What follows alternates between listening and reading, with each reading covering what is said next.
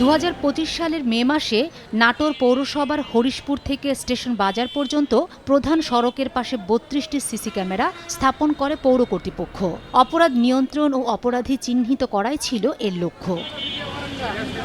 তবে শহরবাসীদের দাবি, প্রায় 5 কিলোমিটার এই সড়কে 32টি ক্যামেরা দিয়ে অপরাধ নিয়ন্ত্রণ সম্ভব নয়। এখনও কোনো অপরাধ হলে জড়িতদের শনাক্ত করা যাচ্ছে না। ক্যামেরার সংখ্যা বৃদ্ধির পাশাপাশি সিসি ক্যামেরার আওতায় এলাকা বৃদ্ধি করার দাবি তাদের। প্রতিটি রাস্তার প্রতিটি মোড়ে পুরো শহরটাকে সিসি ক্যামেরার আওতায় আনতে পারলে তবেই নিরাপত্তা নিশ্চিত করা সম্ভব। পৌরসভার কাছে আমাদের আহ্বান, তারা সিসিটিভি ক্যামেরার পরিমাণটা আরও বাড়াক। সিসিটিভি ক্যামেরা বাড়াতে পৌর কর্তৃপক্ষের কাছে দাবি জানিয়েছে পুলিশ প্রশাসন। প্রয়োজনীয় ব্যবস্থা নেওয়ার আশ্বাস পৌরসভা কর্তৃপক্ষের। পৌরসভার কাছে অনুরোধ করব অপরাধমুক্ত করতে এবং অপরাধের নির্বিচ্ছিন্নভাবে চিহ্নিত করতে প্রয়োজনীয় এবং গুরুত্বপূর্ণ জায়গায় সিসি ক্যামেরা স্থাপন করবেন। অপরাধ প্রবণতা না বাড়ে সেই ক্ষেত্রে আমরা সিসি ক্যামেরাগুলো সচল রাখার চেষ্টা করব।